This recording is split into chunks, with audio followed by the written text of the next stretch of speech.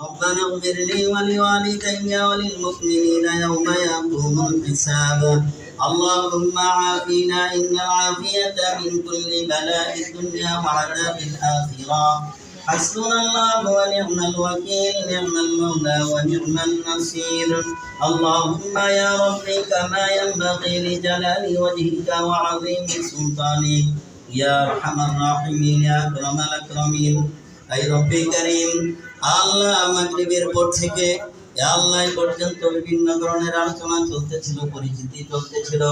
ইয়া আরহামার রাহিমিন, আল্লাহ তোমার কালামে পাক থেকে কিছু আয়াতে কারিমা তিলাওয়াতের মাধ্যমে সূরা ফাতিহা সূরা ইখলাসের খতম করেছি।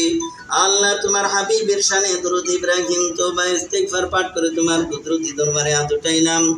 আল্লাহ আমাদের সকল আমলগুলো কবুল করে নাও।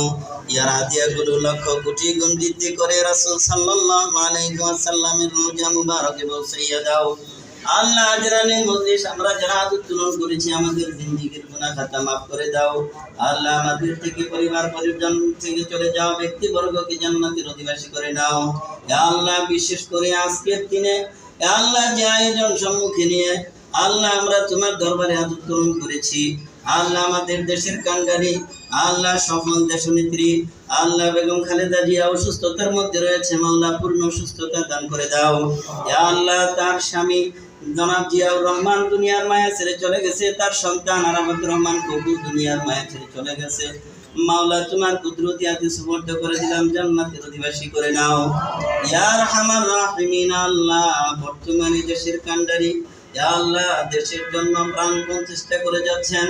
ইয়া আল্লাহ দেশের সকল রাষ্ট্রনায়ক হিসেবে আল্লাহ তুমি তারেক রহমানকে কবুল